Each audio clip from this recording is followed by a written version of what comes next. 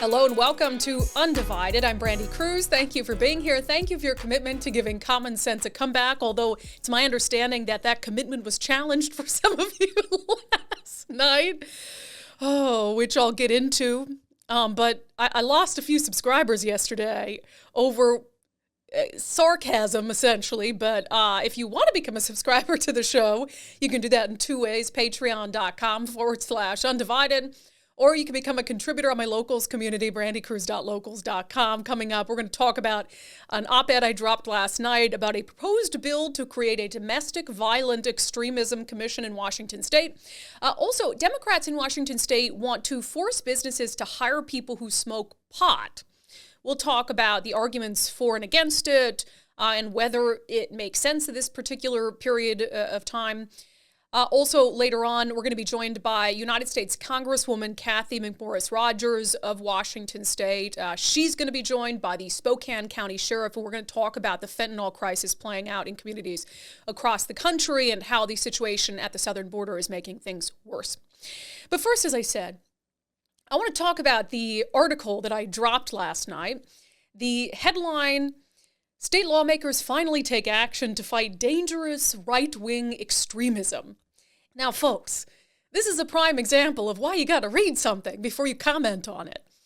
So in this article, I talk about House Bill 1333, which is a proposal that's making its way through the state legislature in Washington that would create a commission on domestic violent extremism. And this is essentially in response to a study that was done by the Office of Washington State Attorney General Bob Ferguson that looked at the need to address increasing radicalization following the January 6th Capitol riot in our nation's capital. Bob Ferguson said, as part of this report, we must urgently address the factors leading to the rise of violent extremism and white supremacy. The beauty of our state lies in its diversity, and there is no place for hate. So with everything Bob Ferguson has said in this report and has said publicly, it's very clear that this is about a commission for right-wing extremism. White supremacy, they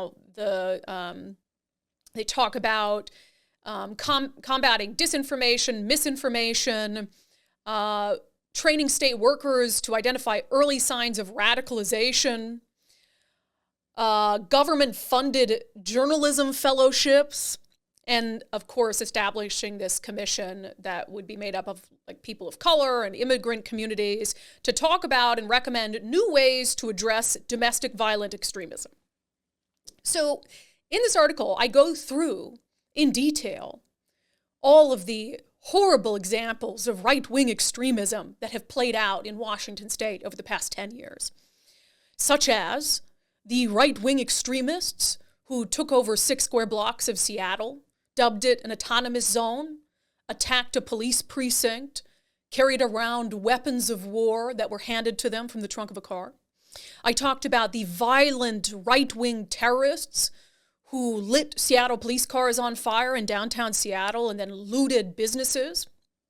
I talked about the right-wing extremists who would terrorize the city of Seattle every year on May Day, interrupting peaceful worker and immigrant rights marches. I talked about the right-wing lunatics who firebombed the building of a police union headquarters in Seattle. And of course, I did that because all of those things were actually perpetrated by the far left. And the intent of my article, in case it was lost on some of you, was to shine a spotlight on the glaring hypocrisy of this domestic violent extremism commission and the purpose of it. I'm not saying that there isn't political violence across the spectrum. Of course there is. I'm very outspoken about what I think about January 6th. And I have also seen firsthand for many, many years as a journalist in Seattle, the blatant, brazen acts of domestic extremism from far left groups like Antifa. I mean, if any reporter in Seattle knows that better than me, I'd like you to tell me who. I mean, I've been mobbed by Antifa, I've been assaulted by Antifa, and this is going back years. So my point in laying out all these individual examples and attributing them to the right wing was because I wanted to show how hypocritical this commission is. Here you have a report done on right-wing extremism. you're in the process of establishing a commission that clearly is just going to look at white supremacy and radicalization and stuff in there to protect election workers, all stuff that is in response to, yes, political violence from the right, but that completely ignores the political violence from the left that Washington State has endured for more than a decade. And so I noticed that not everyone was getting, and some people like understood that it was sarcasm, but thought I did this article to be funny. No, I did it to show just the glaring hypocrisy. If any of those things that I mentioned had actually been perpetrated by the far right, can you imagine the outcry? If, let's say, armed Trump supporters are the ones who took over 6 square blocks of Seattle and attacked a police precinct, can you imagine how different the reaction from politicians and the media would have been? Remember, my crew got mobbed up there and forced to seek refuge in a fire station? Can you imagine if it had been a mob of Trump supporters who went after a black journalist and forced them to seek refuge in a fire station? It's ridiculous. I have to read just a couple messages. I won't say names. I get it. Maybe my sarcasm wasn't good enough. One of my subscribers said, right-wing extremism in Washington, Brandi, you're so incredibly wrong on this. That was all Antifa and leftist militants. The right does not do that. Please investigate what I'm saying and retract your article. Thanks in advance. And look, I'm not going to blame you guys for not seeing through I actually had to add at the end of the article a line that made it more blatant so people didn't get so upset, because I had people saying that they dropped my subscription for this article yesterday. Which is very interesting. But yeah, I mean, this commission, if you're going to come forth with a commission that actually is going to look at all instances of political violence, of domestic extremism, then I'm fine with that, of course. To me, it is this odd place that we're in as a nation where you downplay political violence when it's perpetrated by your own side. We saw some Republicans do it after January 6th. We saw Democrats do it for an entire summer in 2020. And that's absurd to me. So when I look at House Bill 1333, to me, I already know it's going to be a complete farce, because it's only going to look at certain types of domestic violent extremism perpetrated by one side of the political aisle. When for years, we have countless documented on video in news reports examples of domestic violent extremism, terrorism from the left. I mean, when the riot happened in downtown Seattle at the end of May 2020, Bob Ferguson didn't say anything. This is supposed to be one of our state's chief law enforcement officers as the Attorney General. It's his job to enforce the law. And he had nothing to say about police cars being lit on fire in the streets by the left. He had nothing to say about businesses being looted, about police officers being assaulted, about journalists being assaulted. I mean, Bob Ferguson, someone who is trying to ban law-abiding citizens from owning semi-automatic rifles, had nothing to say when, during that riot, 2 left-wing members of the mob stole rifles out of Seattle police cruisers. So now, fast forward 2 years, and he wants to set up this domestic violent extremism commission when he won't acknowledge any form of extremism from the left is deeply disingenuous. Again, I'm fine with investigating acts of political extremism, but you don't get to pick and choose. All right, I've got one of those bills that I can't decide how I feel about it, which is normal, you don't have to have a strong opinion about every single bill that comes up.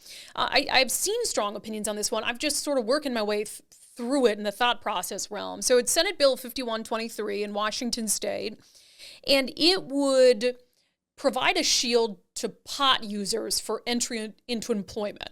So a business could not explicitly prohibit someone who fails test positive for pot use, from applying for a job, from being considered for a job. And there are some other states that do this. The bill would include exemptions, including like the airline industry, anyone who needs a federal background check or security clearance.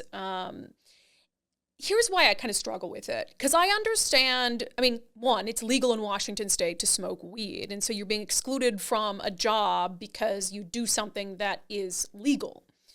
At the same time, and I'm not a pot smoker, but I've known many a pot smoker, and I understand how it can impair people. And so I do think that there are certain jobs where a business owner has every right to have a little pause about someone who is actively using marijuana. And then, of course, the other argument will be, well, you know, how is it any different than alcohol? If you have someone who is having drinks on their free time and isn't coming to work drunk, then what's the big deal? Just like if you have someone who's smoking pot on their free time and isn't coming to work high, what's the big deal? And that's why I'm a little bit torn on it. The one thing, there's a couple things about this me. One, I don't like overregulation. I don't think it's necessary. I think if somebody wants a job and that business requires that you test negative for pot use as part of employment, then you have a decision to make. Either you work for a company that doesn't have that requirement, or you stop smoking pot.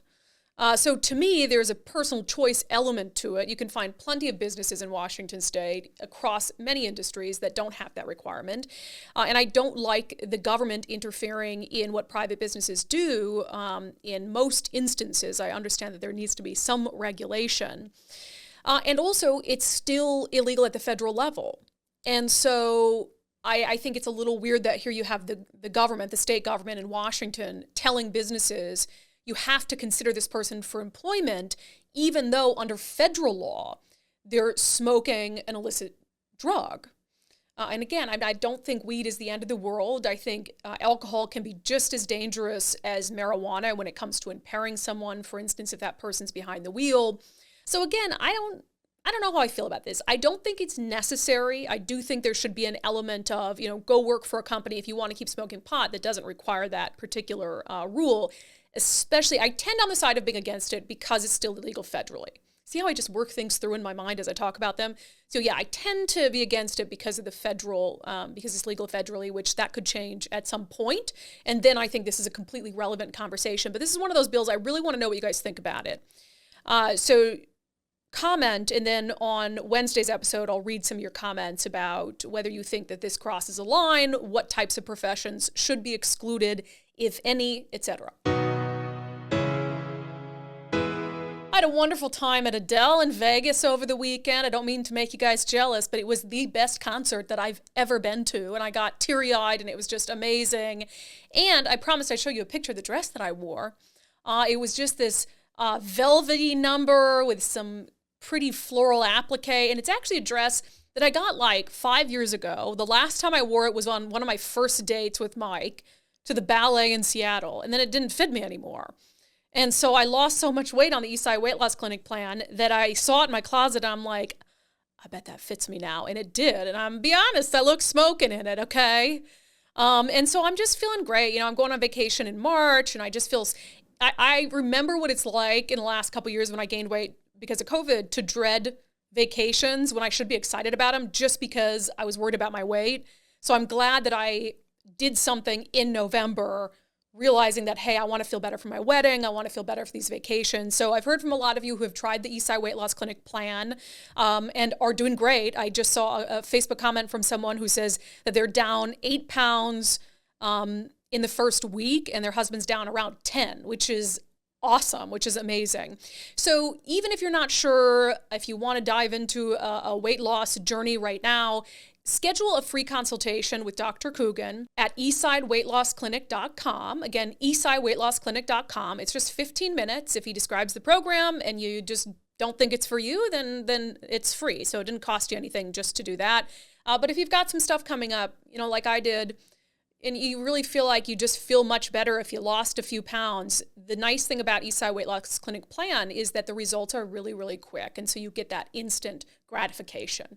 Dr. Ryan Coogan, DC, results may vary. The following segment is presented in partnership with Future 42. Turn your frustration into action at future42.org. It has become painfully clear that there is a fentanyl crisis in our country. It is killing people at record levels in our communities. And those of us with a little bit of common sense also realize that there is a direct tie to what's happening at the southern border. The vast majority of fentanyl that is killing people on our streets is coming from Mexico.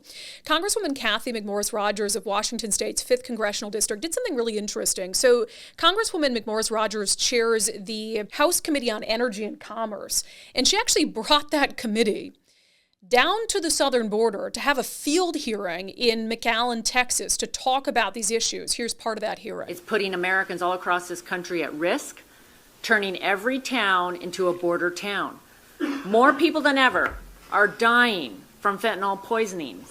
Most heart-wrenching is that fentanyl is an attack on the young generation. The number one leading cause for death for Americans between ages 18 and 45 is fentanyl poisonings. Last month, in my hometown of Spokane, Washington, law enforcement from Drug Enforcement Agency, DEA, the Federal Bureau of Investigation, FBI, and the Spokane Police Department seized 35 pounds of meth and 50,000 fake pills believed to be laced with fentanyl. The Congresswoman was nice enough to join me alongside Spokane County Sheriff John Knowles to talk about this scourge of fentanyl and what can be done. Congresswoman, I understand you had a trip down to the border?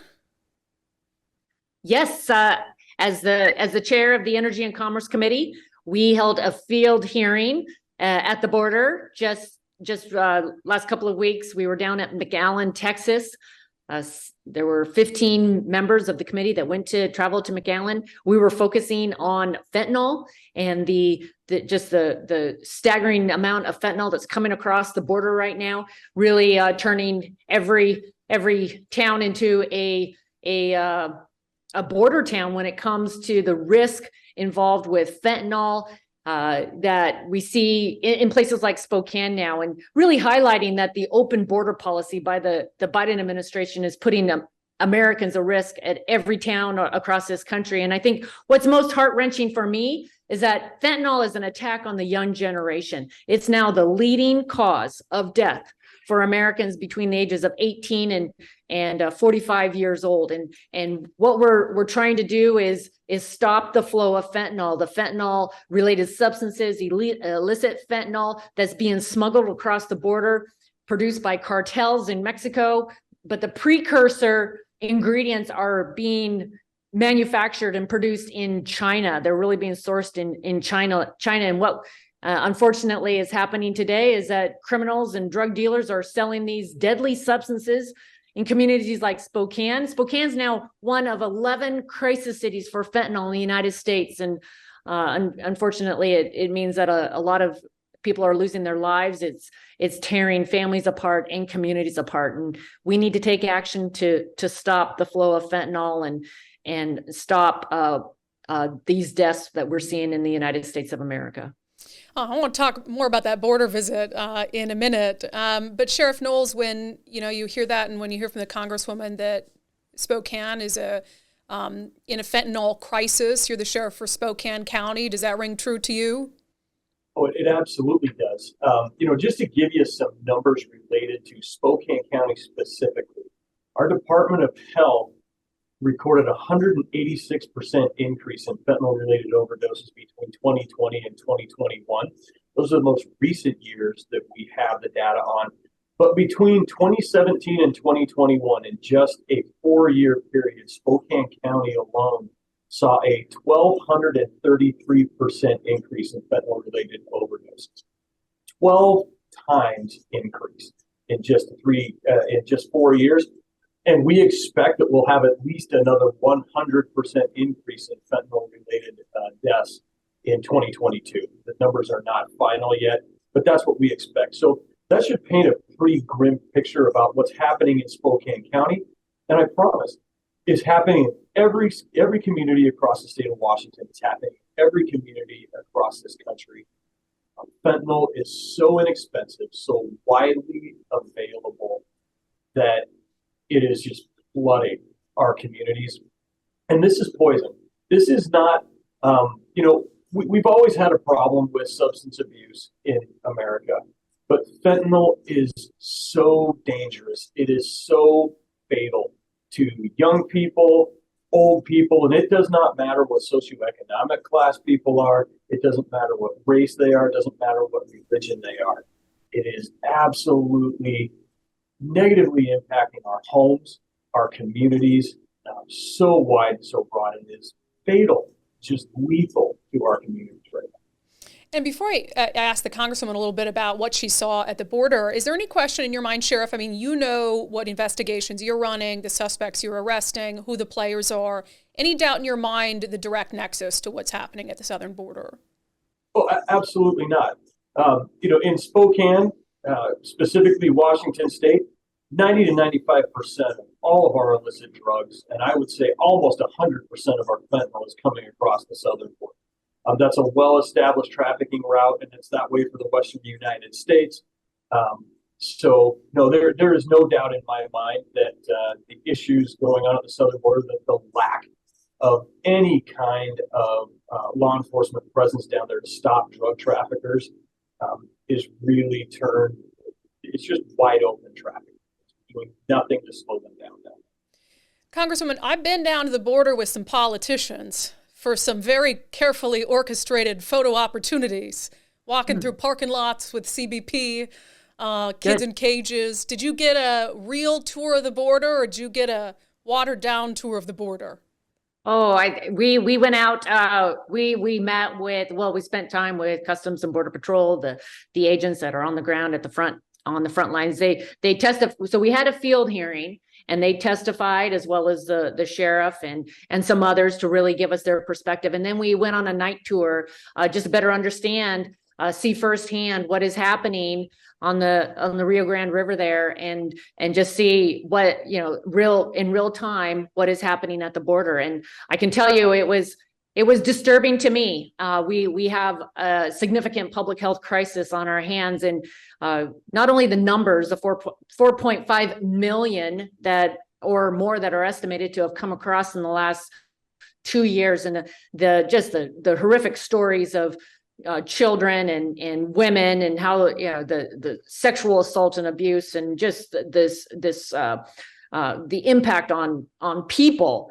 But then the reality of the fentanyl that is coming across the border, and the stories of Customs and Border Patrol trying to take action, but yet they told us that they believe maybe they're getting 5 to 10% of the fentanyl that's estimated to be coming into the United States by what they're able to do right now at the border. And that's why we went down to the border to highlight the situation on the ground, to have Republicans and Democrats be there together to have this hearing, but also to be able to visit and ask questions. But ultimately, my goal as the chairman of Energy and Commerce is to find real solutions that are going to turn the tide of this crisis. And that's where we're working on legislation to halt fentanyl, to permanently place fentanyl related substances as a controlled substance in the United States as Schedule 1. And I believe we need to do that permanently. The DEA administrator has told me the same thing, that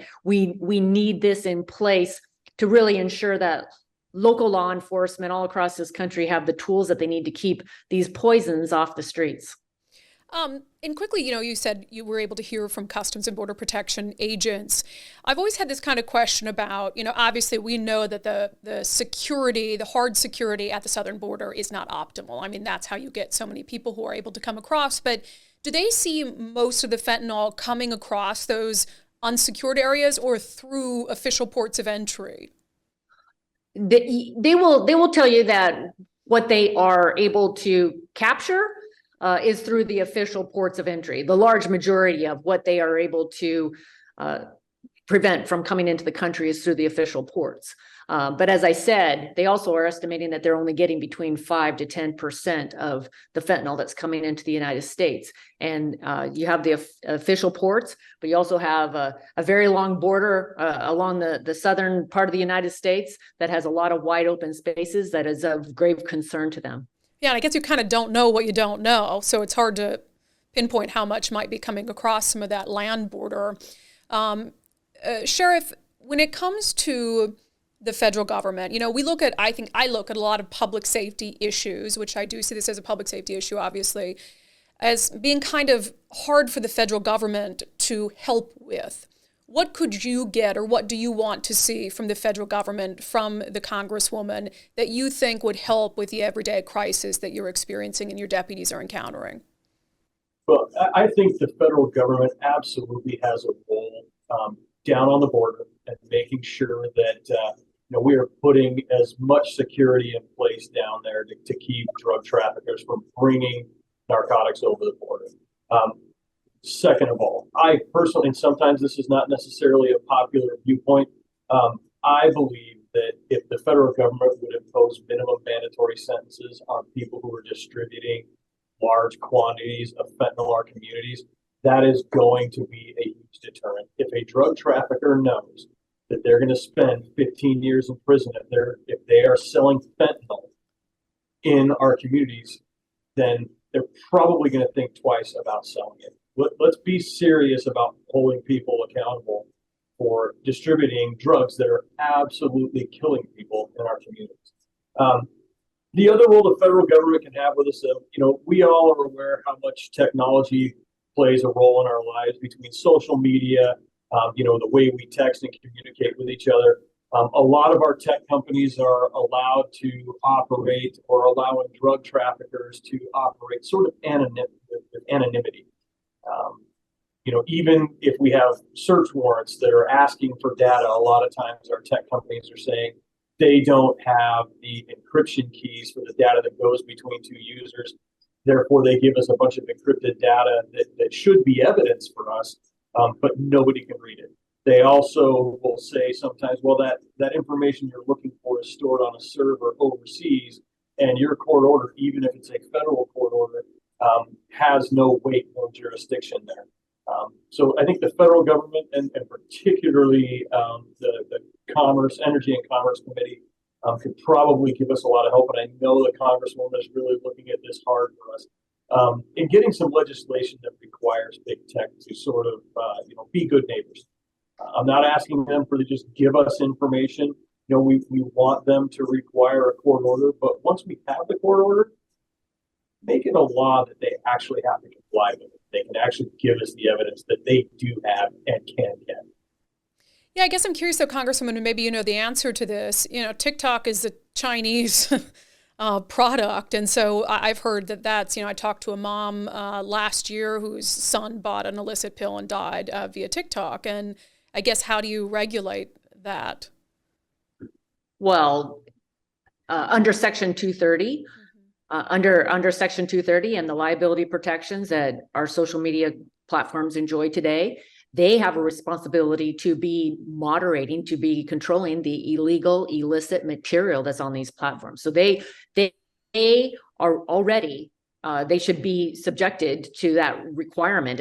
And the story that you shared about the mom who lost her son on TikTok is repeated way too many times. I've talked to too many parents who have found themselves in that same situation. We've already had a hearing and a roundtable in front of the Energy and Commerce Committee this year.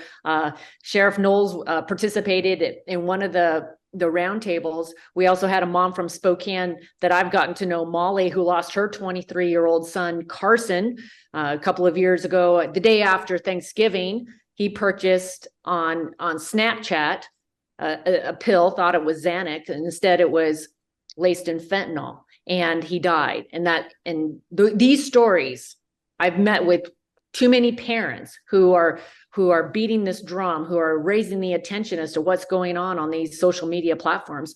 We have the CEO of TikTok testifying in front of the Energy Commerce Committee later on in March, and this will be the first time that TikTok has been in front of a congressional committee. And we are going to be asking him some really tough questions about what is happening on his platform, whether it's fentanyl or other negative impacts that we see from TikTok as it relates to young people and mental health concerns. But also we have a lot of national security concerns about what's going on with TikTok. But this must be an all hands on approach to prevent the sale and transfer of these illicit drugs on these platforms to protect our children. Well, and you mentioned children, and I think that's important because, you know, what really bothers me about the crisis at the southern border is so many people talk about it in these black and white terms. You know, either it's a humanitarian crisis and only a humanitarian crisis, or it's a security crisis and only a security crisis, when very clearly it's both. And I guess, what do you think it's going to take? Is it, you know, focusing on what's happening to our kids? What do you think it's going to take to make both sides really come together to do something about the fentanyl and the situation at the southern border and how it's contributing to the death of kids? Well, as a mom with 3 school-age kids, I can tell you that it's terrifying. And I know that I'm not alone. And so I am appealing to my colleagues here on Capitol Hill that we must take action to protect our children. And as it is the biggest attack on our kids, it's now the number 1 killer of 18 to 45-year-olds. I've been over and met with senators and appealing to them as to the importance of taking action for our kids. We are it's estimated now that we're losing 1 every 7 minutes to fentanyl in the United States of America. It's more than are dying of suicide, guns, and car accidents combined. So this is a huge crisis, and we need to get the fentanyl. We got to stop the flow of fentanyl into the United States. We do need to address the addiction increases that we've seen that have only been driven more by COVID and decisions that were made around isolation and shutdowns, that we have an addiction crisis on our hands. And fentanyl, sometimes it's feeding the addiction, but there's way too many stories. I've met with many parents who have shared that their kids were not addicted. They were poisoned by a pill that they bought thinking it was something else. Or now we have fentanyl being packaged as candy, right? Really targeting younger children in our country more than ever. And so we're going to keep the pressure on. We need to act, and we need to take action very soon, as soon as possible. Have you found any willingness from other members of Washington's congressional delegation, any Democratic members who seem willing to try to deal with this issue in a meaningful way? To date, the Democrats have been concerned about the mandatory minimum provisions in the legislation. I actually sat down with the White House drug policy director today, pursuing an agreement. We got to get some agreed upon language so that we can schedule fentanyl related substances as illegal, permanently schedule them in the United States. We're operating on an emergency order right now. We include in this proposal the research around, because what happens is that the China that's supplying a lot of the raw ingredients that come to Mexico, they keep changing the mixture of these pills. And so the process to schedule illegal substances, they keep changing just the mixture a little bit. And then we have to do we're put on defense again. So we want to do the research, and we do have to include the penalties. And what I appeal to them is that these are drug dealers. These are people that are causing havoc, and we need to, it's not that large of a number, but we need to have these mandatory minimums to ensure that there is a deterrent, and a very strong deterrent for them to continue this practice. Yeah, it's interesting that there'd be pushback to that, because when I look at every single one of those fentanyl pills, I see a pill that can kill someone. And so, I understand that you don't want people in federal prison for smoking weed or something, but we're kind of talking about a different beast here. Sheriff Knowles, I want to ask you a quick unrelated question as we wrap up here. Well, it's related, but a little more nuanced. There have been some policy changes in Washington state. There are more policy changes under consideration. It's very difficult in this state right now to pursue someone if they flee from law enforcement. There's a bill under consideration that would remove the ability of your deputies to stop someone for a non-moving violation, like an expired tab, etc. Is that going to hinder, or is it already hindering your ability to get some of these drugs off the street? Oh, it's absolutely hindering our ability to do all of these investigations. Kind of the basis for us to take law enforcement action over the last 3 years has slowly been eroded by the Washington State legislature for all the reasons you just stated. I do think it's important to talk today a little bit about, this approach by the Washington State legislature to treat drug addiction as a health crisis, which it absolutely is. My heart goes out to people who are addicts. My heart even goes out bigger to people who are recovered addicts. They're really heroic what they're doing. But here's the untruths that we're telling our community right now in the state of Washington. We say we want to treat it as a public health crisis. We don't want to arrest these folks. We need to get them into treatment. The lie is we are not providing treatment to people who are addicted. We're not forcing them into treatment. And if we do get somebody who is amazingly wanting to get treatment on their own, it is not available to them really at all in our communities right now, and certainly not available on the levels that we need. Fentanyl is a physically addictive drug. The people who are recovering from fentanyl addiction, they need medical intervention, and there is almost no medical detox beds available in most communities these days. Certainly not at the level needed. It's an incredibly expensive recovery process, and the resources just aren't in our communities right now. And that's the lie that's going on in Washington State right now. Is we're trying to say we don't want to hold them accountable by arresting them. We want to help them, but then we're not giving them the help that they need. So I think that's important for the citizens to understand and know. Yeah, it's a complete system-wide breakdown, and I think I also struggle with how anybody could deny that. If the end goal is we want people to get better, I mean, we have to look at the system and say it's simply not working at any level. Congresswoman, we'll give you the last word. From your visit at the border, for folks who don't have the opportunity to go down there to see what Customs and Border Protection is doing, what is your single biggest thing that you would want Americans and your constituents to know? Since the beginning of 2023, DEA has seized 4.5 million fake pills laced with fentanyl. And the Customs and Border Patrol has seized more than 1,400 pounds of fentanyl. There is enough fentanyl now in the United States to kill every single American. And that's, as we were talking about earlier, that's just the amount that's been seized. So how much have we missed? The southern border is 2,000 miles long. An open border policy has created this crisis in the United States of America that is really targeting our young people in particular that seem to be susceptible to the fentanyl. And so we need to take action. We need to take action immediately. We need to get fentanyl related substances scheduled as illegal in the United States. We need to support law enforcement, and we do need to do more to help those that are addicted or struggling with substance abuse. I worked on some legislation last year, bipartisan, and we got signed into law.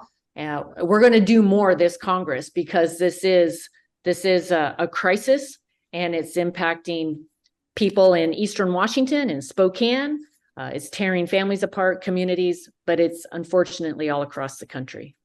Well, please do keep us updated on those efforts, and hopefully there's some really good, positive, bipartisan work that can happen in that regard. Congresswoman Kathy McMorris-Rodgers, Spokane County Sheriff John Knowles, thank you both for your time and your attention to this issue. The preceding segment was brought to you in partnership with Future 42. Turn your frustration into action at future42.org. All right, I thought we'd end by reading some of your comments on my article that apparently didn't sink in for some folks. James said, you got to know you're going to catch hell from tone-deaf people. Let's see here. Jenna said, I was reading this as sarcastic right away. Otherwise, I would have fainted. Let's see. Dave said, I would laugh if it wasn't so ridiculously true. Brandon said, Brandi, I want to know what you think about the bill itself. And I think I made that clear earlier, which is I think if it were an actual commission to look at all instances of political extremism, then I'd feel much differently about it. But every indication is that it's going to be an absolute farce. And if the Attorney General's office, it refuses to even acknowledge that Antifa is a real thing, then I have zero faith in this commission. Rachel writes, wow, just when I thought Washington could not sink any lower. Let's see. Mark said, what planet is this man living on? In response to Bob Ferguson's. Linda said, this is a good one, Brandi. Thank you. Don wrote, is this a joke? Yes, Don, it's a joke. But like I said, it wasn't meant to be funny. It was meant to expose their glaring and dangerous hypocrisy. All right, that's it for today's episode. There's a million of these comments I can read. If you canceled your subscription because of my article, it was just sarcasm. Go read it again. I even added a little line to the bottom so it was clear. Please come back. We need you. All right, that's it for today's episode of Undivided. Thank you for being here. Thank you for your commitment to giving common sense a comeback. If you'd like to sign up, even if you don't think my sarcasm is particularly good, you can do that in two ways. Patreon.com/undivided, or you can become a contributor on my locals community, brandikruse.locals.com. For subscribers, we will have our monthly live Q&A tomorrow evening, so be on the lookout for a post on that. And then I will also see you for the Wednesday subscriber-only show on, as I just said, Wednesday.